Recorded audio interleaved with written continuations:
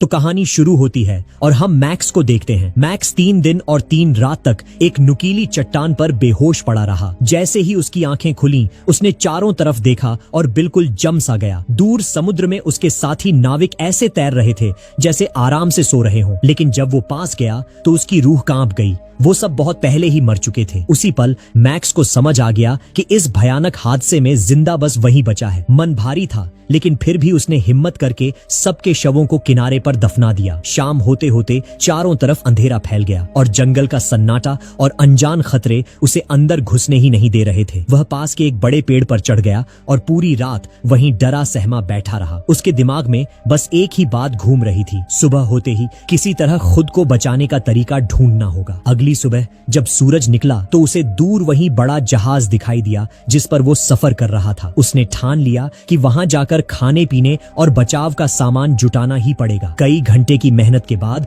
वो किसी तरह जहाज तक पहुंच गया। नीचे केबिन में उतरा ही था कि अचानक एक कमरे से कुत्ते के कमजोर से रोने की आवाज आई। वो घबराकर कुल्हाड़ी उठाता है, जोर से दरवाजा तोड़ता है और जैसे ही दरवाजा खुला, सामने उसका अपना प्यारा कुत्ता सिम्बा जिंदा खड़ा था। ये देखकर तो उसकी आंखों में खुशी के आंसू आ गए। इसके बाद उसे एक और कमरे में थोड़ा बहुत खाना, कुछ औजार और ढेर सारी बंदूकें मिली। जहाज डूबने से पहले जितना जुटा सकता था सारा सामान जल्दी जल्दी डेक पर ले आया। फिर लकड़ी के तख्ते काटकर उसने एक मजबूत बेड़ा तैयार किया। सिम्बा को भी नीचे उतारा और हर जरूरी चीज रस्सियों से अच्छे से बांध दी। हालत ये थी कि अपनी पतलून की कमर बांधने के लिए भी उसे वही रस्सी इस्तेमाल करनी पड़ी। बस एक ही सोच, किसी तरह अपनी और सिम्बा की जान बचानी है। बेड़ा सामान से भारी था, लेकिन समुद्र की तेज लहरों ने उसका काम आसान कर दिया। वो बिना ज्यादा मेहनत किए सब कुछ किनारे तक ले आया। लेकिन जैसे ही उसने खाना पीना गिनकर देखा, उसका दिल बैठ गया। एक बार के खाने जितना ही राशन बचा था। इसका मतलब था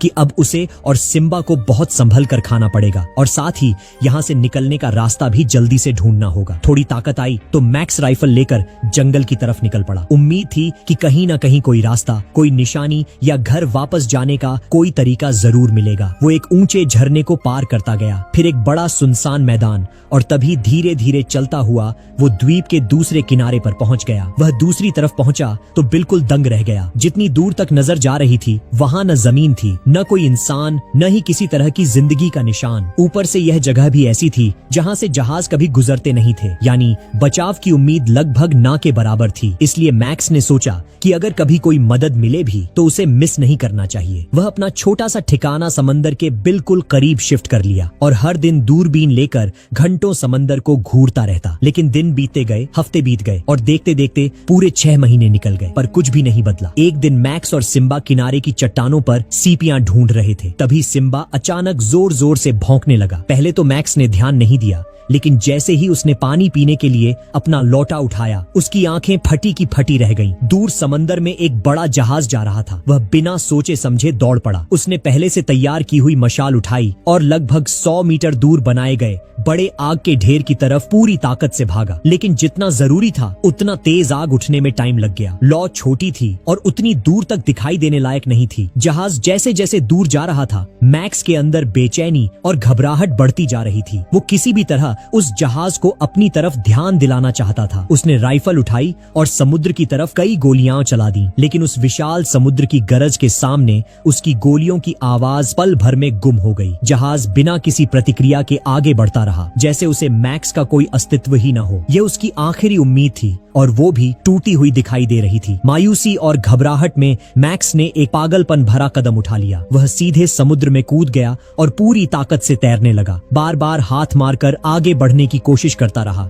लेकिन कुछ ही मिनटों में उसे समझ आ गया कि वो अपनी जगह से हिल भी नहीं पा रहा। तेज लहरें उसे आगे जाने ही नहीं दे रही थीं। धीरे धीरे वह जहाज उसकी आंखों के सामने छोटा होता गया, फिर सिर्फ एक बिंदु और फिर पूरी तरह गायब। मैक्स थककर चूर हो चुका था। शरीर में ताकत नहीं बची थी, दिमाग सुन्न हो गया था और उम्मीदें टूट चुकी थीं। समुद्र ने ही उसे वापस किनारे की तरफ धकेल दिया। वह जब रेत पर गिरा, बिल्कुल गीला, थका हुआ और टूट चुका था, उसी वक्त सिम्बा दौड़कर उसके पास आया। वह रो रहा था, कराह रहा था, जैसे उसे सब समझ आ गया हो। सिम्बा की आवाज सुनकर मैक्स का दिल और भी टूट गया। किसी इंसान का दर्द वह शायद सह भी लेता, लेकिन अपने कुत्ते का दुख, बस यही एक चीज थी जो उसके दिल को चीर देती थी। उस रात मैक्स चुपचाप आसमान की तरफ देखता रहा। तारे तो चमक रहे थे, लेकिन उनमें उसे जरा सी भी उम्मीद दिखाई नहीं दे रही थी। वह लंबे समय तक सोचता रहा और आखिर में एक बात साफ हो गई, अगर कोई उसे बचाने नहीं आने वाला तो उसे खुद ही इस जगह को अपना घर बनाना पड़ेगा। अगले ही दिन उसने खुद को काम में झोंक दिया। पहले एक सुरक्षित जगह ढूंढी, फिर लकड़ियां इकट्ठा की और धीरे धीरे एक छोटा सा शेल्टर बनाने लगा। उसके पास औजार तो कम थे, लेकिन हिम्मत पूरी थी। कुछ ही दिनों में उसने एक ढांचा तैयार कर लिया, जिसे वह हर दिन थोड़ा थोड़ा और बेहतर बनाता गया। फिर कई महीनों तक यही रूटीन चलता रहा और एक साल पूरा होते होते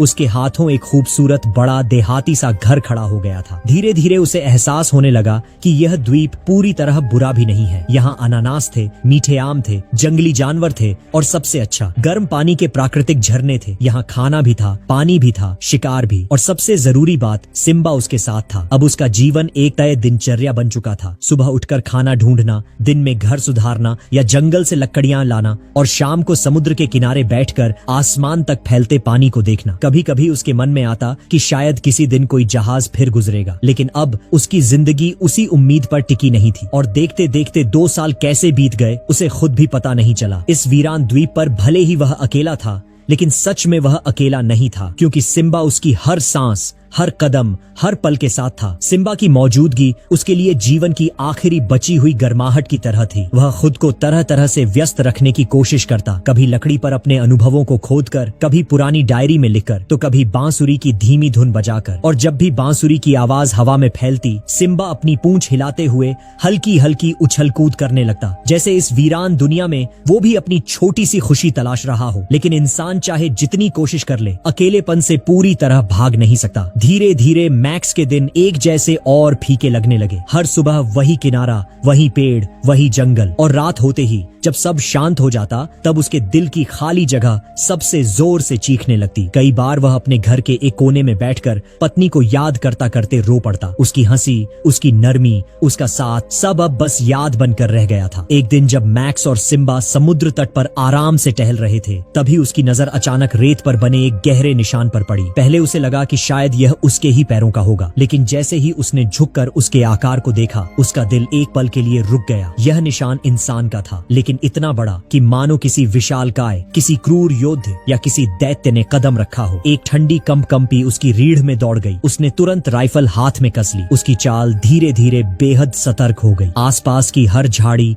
हर पेड़ की सरसराहट, हर फुसफुसाहट, सब उसकी नजर के दायरे में थी। सिम्बा भी अजीब तरह से चौकन्ना हो गया था। धीमे धीमे गुर्रा रहा था, जैसे किसी अदृश्य खतरे को महसूस कर रहा हो। जंगल में थोड़ा आगे जाने पर मैक्स की नजर चौंक गई। वहां कई डोंगी खड़ी थी, मजबूत लकड़ी की, खूबसूरती से तराशी हुई, और ऐसी स्थिति में जैसे अभी अभी किसी ने उन्हें किनारे लगाया हो। और ठीक पास ही से कुछ अजीब तरह की आवाजें आ रही थी, न बात करने जैसी, न गाने जैसी, कुछ ऐसी जिन्हें उसने अपनी जिंदगी में पहली बार सुना। उसी पल उसे समझ आ गया, द्वीप पर कोई है, और वे बिल्कुल भी साधारण लोग नहीं हैं। उसका दिल तेजी से धड़क रहा था। तो दोस्तों, कहानी पसंद आ रही है तो लाइक सब्सक्राइब जल्दी से कर दो। फिर भी मैक्स उन आवाजों का पीछा करता हुआ आगे बढ़ा और एक मोटे पेड़ के पीछे छिपकर झांकने लगा। जैसे ही उसने सामने का दृश्य देखा, उसके शरीर का सारा खून सूख गया। आदिवासियों का एक बड़ा समूह भयानक बलि रस्म कर रहा था। ढोल तेजी से बज रहे थे, आग आसमान को चीर रही थी, और बीच में कुछ लोग रस्सियों में बंधे हुए खून से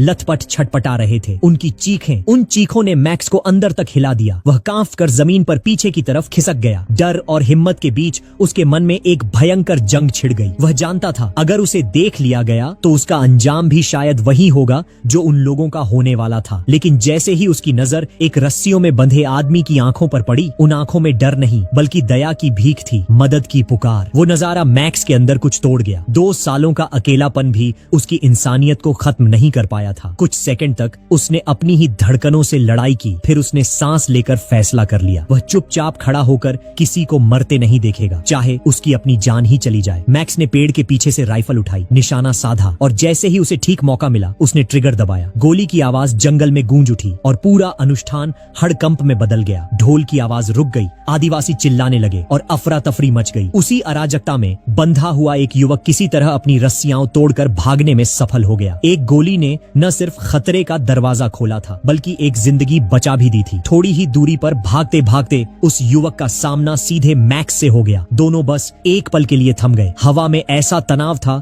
कि समझ ही नहीं आ रहा था कि अब आगे क्या होने वाला है। धीरे धीरे वो आदिवासी बिना किसी गुस्से के मैक्स के पास आया। उसने अपना हथियार नीचे रखा, फिर घुटनों पर बैठकर मैक्स के पैर को अपने कंधे पर रख दिया, जैसे चुपचाप कह रहा हो, तुमने मेरी जान बचाई है। पर अगले ही पल माहौल पूरी तरह बदल गया। आदिवासी ने अचानक झटके से मैक्स की बंदूक पकड़ ली। मैक्स का दिल एकदम जोर से धड़का। उसे लगा कि कहीं ये गलतफहमी दोनों की जान न ले ले। लेकिन जल्दी ही उसे समझ आ गया कि ये आदमी बंदूक